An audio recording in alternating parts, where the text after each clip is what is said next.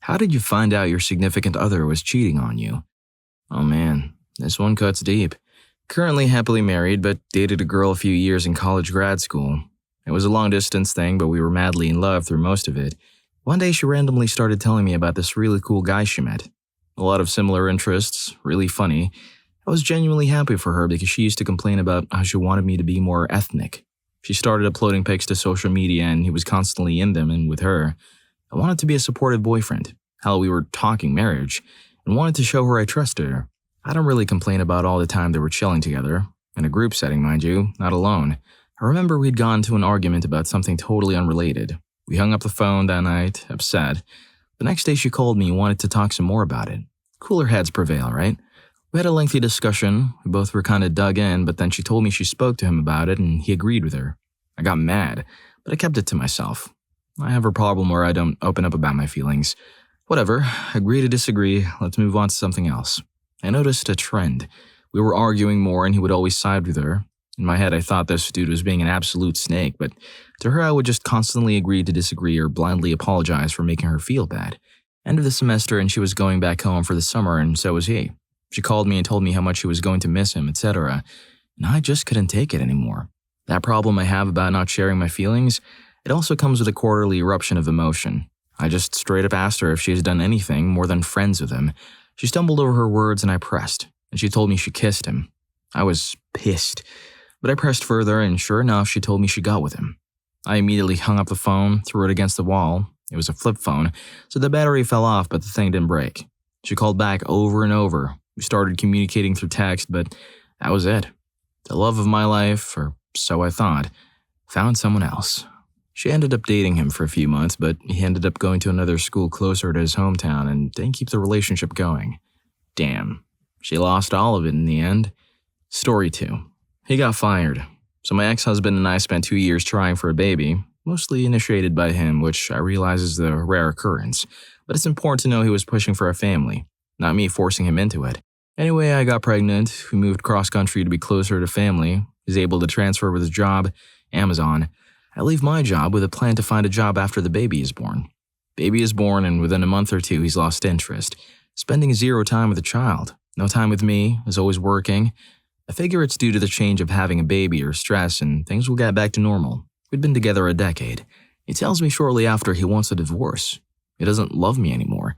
We go back and forth on it for months before he forces me and our baby to move out. He's the only one working, so the only one paying rent, so clearly I should leave. Also takes the full contents of our joint bank account. We'll have nowhere to go, so me and our baby are effectively homeless until I take out a loan and get a new apartment. Start trying to file for child support. After finding out he's lost his job, he's been getting with his assistant manager since I was pregnant, and she got pissed because he cheated on her too. With another girl he also worked with. He went to HR. Fast forward a few years, he gets back together with that assistant manager. They get married and have a baby of their own and post nonstop on social media about how happy they are. Can't wait for that crap to implode. But yes, my daughter and I are fine. Now, 5 years later, she splits her time between my ex and me. He's a pretty good dad, surprisingly. She does come to me and tell me he and his new wife are fighting or broke, so I know the social media stuff is fake. I'm remarried to a truly really wonderful person. I've got a great job and an okay amount of money in the bank. This summer, I'm taking her to Disneyland for the first time. Anyone who needs to hear it for their own life, no matter what crap you go through, if you just keep going, eventually things are okay again. Story 3. Who had been dating 2 years and just moved in together. He came home from Ireland with her jewelry in his suitcase. When I asked about it, he lied and said it was just one of the girls from his cousin's wedding that left it behind at the venue. I didn't believe it for a second.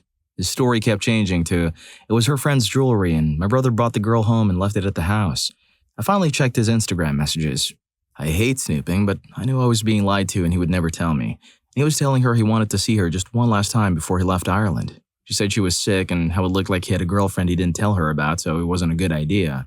He was telling her how gorgeous she was even when she was sick. She sent a photo of her. He still insisted nothing happened. I messaged her and asked for myself, but no response.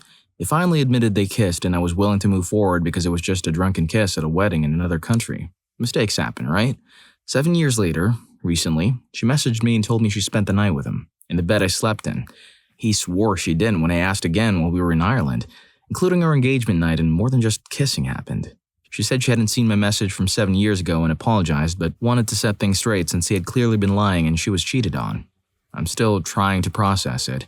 It was 7 years ago, and as far as I know, he's been faithful since then. He shut down whenever I tried to discuss it until I snapped about how he had lied for so long and hadn't even apologized. He reluctantly did apologize after me, basically saying he needed to. So yeah, I had to let it go, and now it's back, and so are my trust issues. I don't know, man. He should have really come clean. Story 4. I feel like I have a pretty rare one here. I found out because she told me, right after it happened because she felt horrible. We lived on different floors of the same dorm, and she'd been watching a movie with a guy friend. She came up to my room after and started crying. I sat on the couch next to her and asked what was wrong. She said the guy friend had kissed her, and she broke down sobbing. I started kissing her. She was covering her face with her hands, and she asked why I was kissing her.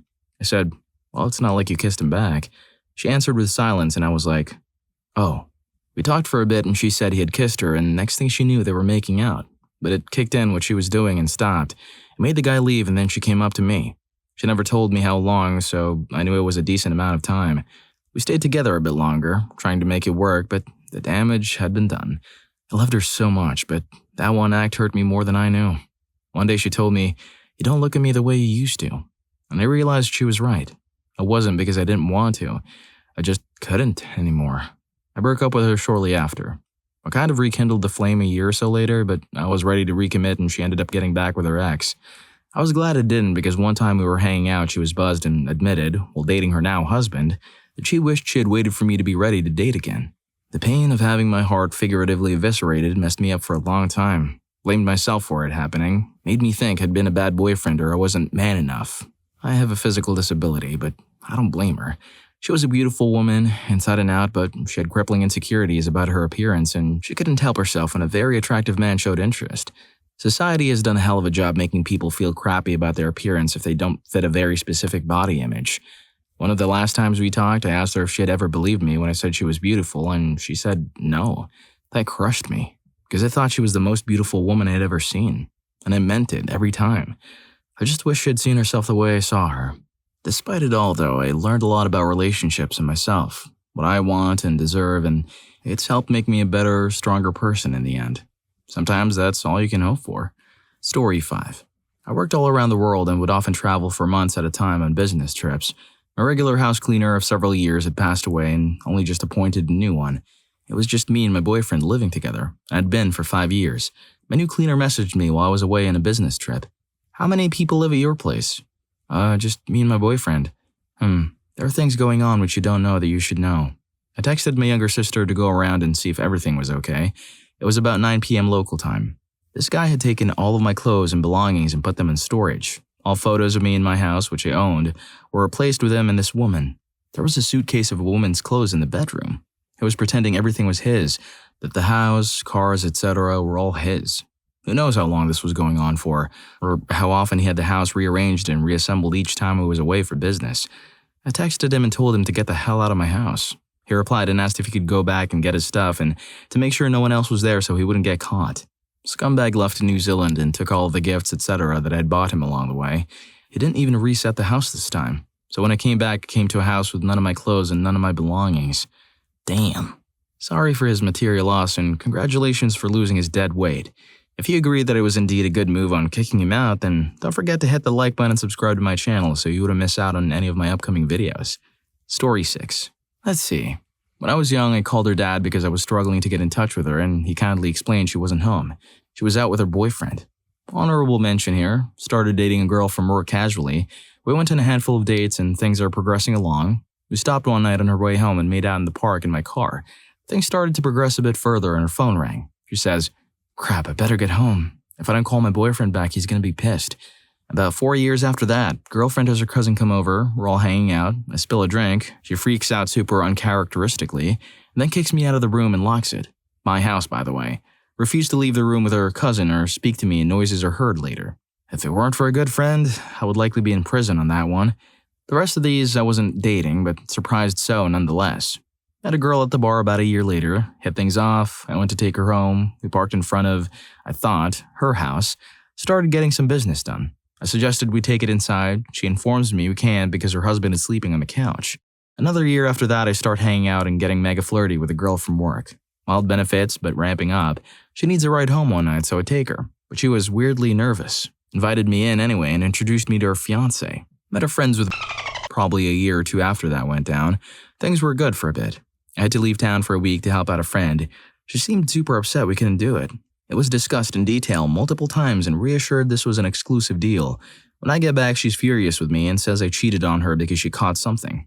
I, getting with no one else in nearly a year, connected the dots on that one pretty easily. I got tested later, was clean, and was tested clean prior to that. To top those stories off, every other girl I've ever gone with also had a significant other at the time I found out about later. You might say I have a tiny amount of trust issues these days from all that. I just want to make it clear that despite the things I've been through, which far exceed what I've said, there's plenty of amazing, honest people out there. And some people can even change and grow to be better. And despite the pain, I'm still here. I'm on the other side of it all, and I still have hope for better experiences. I'm happy for all the experiences I've been through, positive and negative. They've made my story what it is. I'm even happy for many of the memories developed that led to these problems. Just do your best to move past the cynicism and keep moving forward. Just wanted to get that out there. I was only sharing some experiences of mine. Story 7. My ex had a health issue and isn't allowed to drive himself anymore. I drive him to the train when he needs to go to work. Just to set the scene, he started talking to people off of Reddit to make friends. He told me he would be making friends with other girls, and I'm not the type to say no and trusted him. He started talking to this one girl, and he told me about her and how cool she was. I was happy he was making friends and thought it was just that. His behavior changed over time. Weeks turned to months. He wasn't talking to me. He wasn't hanging out with me. He was hiding his phone, and if I saw him on it, he was smiling as he was texting. While he was sleeping, I accessed his phone and saw he recently told her that he caught feelings. I woke him up and yelled at him. I was crying, calling myself an idiot. He apologized and tried to get me to calm down. I finally cooled off and took him back after a week.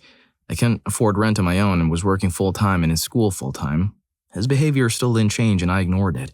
A few months later, I was asleep. He kicked me really hard and shot me awake because I thought he may be having a seizure. No, it was because I was snoring. Mind you, I was feeling sick lately and he was acting up. I went to sleep on the couch so we could both get to sleep before we had to get up for the long day ahead, but he got mad at me. I was upset because when I walked to the couch, I noticed he woke me up 20 minutes before our alarm went off. I was a little upset, but I went back to sleep with the amount of time I had left. I stayed up a little late that night before studying my bum off for a physics test that morning. He comes out tugging the blanket hard and yells at me 20 to 30 minutes later. At this point, I realized I don't deserve the disrespect. I snapped, telling him to take an Uber and leave me the heck alone. He calls me these names and says it's my fault and I should know my place, but yet demands that I take him to the train station. I didn't and went back into the bedroom as he ordered an Uber for himself. At this point, I'm thinking something else is wrong. Why is he behaving like this? All because I was snoring? Something in me made me get out of bed and go log into his computer and check his Discord messages. At this point, he's already gone via Uber, but he texts me that he wants to break up and it's all my fault. Read it. When I looked through his messages, I wasn't heartbroken, but relieved to see that my suspicions were true. He was still talking to her. I was laughing at how he made up a life without me in it. Apparently my car was his and told her how much he hated cleaning the snow off of it. My car is parked in a carport and I didn't have to clean snow off of it at all. Even if I did, he never helped. He told her how crazy I was and how he wants to be with her. I took pictures of it on my phone and sent it to him. He instantly spammed me with a "I'm sorry" texts and "I love you, take me back" BS. I turned my phone off and went to study for my test that I'd been stressing about. Ended up getting a 91 out of 100 and being 140 pounds lighter. Screw you, Jake. Never trust a guy named Jake. Story 8. The first one, I found an empty diet soda can in his bathroom trash. He was religiously vegan and would never touch soda, much less a diet one. I was devastated. Honestly, it was the best thing that happened to me because I left that dirtbag and met my current love. The second one, though, was cheating. I traveled a lot for work. Sometimes I would fly out and meet him on the weekend wherever he was. We had been seriously dating for a year and had even brought up marriage. One night in a hotel, we were laying in bed and he was looking up something on his phone. He gets a text from a female whose name I didn't recognize that said, "I miss you, love. When are you coming back?" We both sat there in silent awkwardness. I saw it and he knew I saw it and neither of us knew what to say. I rolled over and somehow went to sleep. The next day I flew back home and never spoke to him again. It really destroyed me because, yet again, I'm being cheated on. I beat myself up for a long time for attracting and falling for crappy men like this. I didn't date again for almost 6 years. I was just too broken. Then one day I met the love of my life. On a trip my friends literally dragged me to, and the last thing I wanted was to meet someone. This wonderful, caring, honest, and kind man just arrived. I was clueless that he was flirting with me, but my friend urged me to get his number. This was a sci-fi convention. He invited me to the dance later. We hung out with his buddy, and as I was leaving, he gave me the sweetest, most innocent kiss in the cheek. We've been together ever since. Story 9. The dude she cheated on me with had no idea I even existed, and I was out of town visiting my dad in Boston. He sent me a message on Facebook telling me he's sorry, but he had no idea I existed, and he was buzzed that night. He woke up before her and used the bathroom and saw my shaving kit. She said it was her roommate's, but it was a one-bedroom apartment. He did some snooping and found out she was dating me. Real bro move. I had no anger towards him, actually the opposite. He even invited me to have some drinks and he'd pay. I respectfully declined. Luckily, we only had 6 weeks left in our lease. The most painful and awkward 6 weeks of my life. She threw away a 3-year relationship because she didn't want to go to Boston but was mad that I still wanted to go without her. Now I'm happily married to a non-toxic and wonderful woman, and that experience taught me a lot and allowed me to dodge a bullet. Yep, he dodged a bullet indeed. Well, if you like these stories, here's more. YouTube thinks you're going to love this. Catch you in that video.